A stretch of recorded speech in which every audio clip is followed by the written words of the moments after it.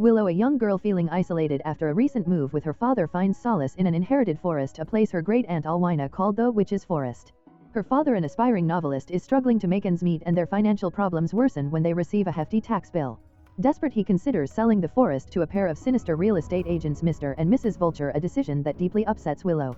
Her connection to the forest becomes even more profound when she discovers it holds a magical secret. Guided by a talking book named Grimoire, Willow learns she is a witch and is destined to become the forest's next guardian.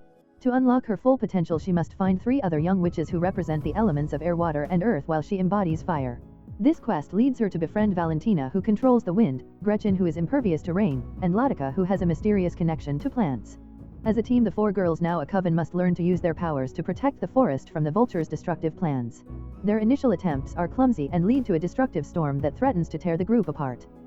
The Vulture's deceitful actions put Willow's family in a desperate situation, forcing her father to sign a contract to sell the forest. However, Willow realizes that their combined power is stronger than she ever imagined, and she must rely on her friends to face this challenge. With their friendship and magic now in harmony, they confront the Vultures, unleashing a protective enchantment that saves the forest, leading to a surprising discovery that secures its future forever. Willow is a young girl who has just moved to a new home with her father, a former foreign correspondent who is now trying his hand at writing a novel. The house belonged to Willow's recently deceased Great-Aunt Alwina. The inheritance also includes a large forest which Willow's father has playfully nicknamed the Witch's Forest. Willow initially feels isolated and lonely, especially after a rough first day at her new school where she is mocked by a mean girl named Loina. She finds solace in the forest, which she quickly claims as her own, and where she begins to feel a sense of belonging. She spends her time exploring and even befriends a fox, which she sees as a sign. Willow's father, however, is struggling. He's trying to fix up the house and navigate his new role as a novelist, all while dealing with the financial realities of their new life. Their situation becomes dire when they receive a letter from the tax office demanding a large sum for inheritance tax. They don't have the money to pay it, and Willow's father, faced with the possibility of losing the house, considers selling the forest to a pair of shady real estate agents, Mr. and Mrs. Vulture, who had also been trying to buy the forest from Alwina. This deeply upsets Willow, who believes the forest is her special place. While in the forest, Willow discovers a hidden message from her Great-Aunt Alwina. The message reveals that Alwina was a witch, and that Willow, being a descendant, is destined to become the next witch of the forest. The letter explains that Alwina had given Willow a memory loss potion when she was a child to spare her the pain of remembering her mother's death. Willow also finds a magical book, Grimoire, who can talk and helps guide her on her journey. Grimoire, with a pompous yet endearing personality, tells Willow that she has a tiny spark of magic within her. To fully awaken her witch powers, she must find 3 other young witches who represent the elements of water, earth, and air. Willow herself is a witch of fire. Willow takes this new mission to heart. She tries to find the other witches, but her initial attempts are clumsy. She approaches girls at school asking if they are witches, which only gets her mocked by Loina. However, she soon meets Valentina, a girl who, like Willow, feels a strong connection to nature. Valentina reveals that she can control the wind, confirming Grimoire's suspicion that she is the witch of air. The 2 girls become friends and are now a team in their quest. They soon encounter Gretchen, a girl who has been secretly following them, fascinated by their witchy talk.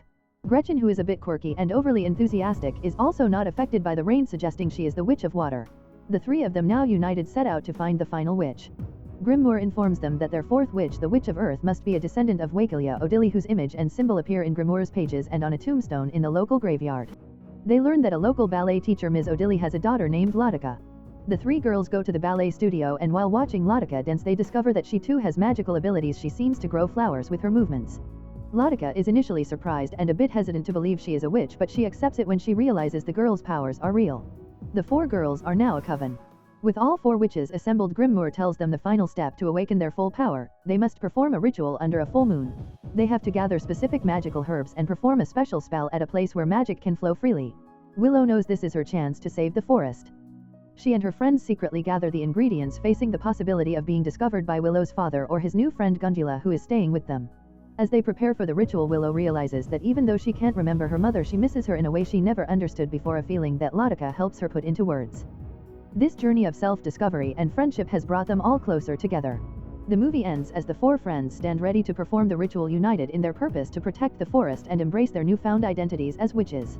Willow, Valentina, Gretchen, and Latika successfully perform their full moon ritual, uniting their powers as the 4 young witches of fire, air, water, and earth. Their combined magic creates a brilliant spectacle in the forest, one that even Willow's father and his new companion Gundula notice and are moved by, though they can't explain the source of the magical energy. With their powers now awakened, the girls face their first major challenge: saving Willow's forest. Willow initially believes that with her new powers she can simply conjure money to pay off her father's debts.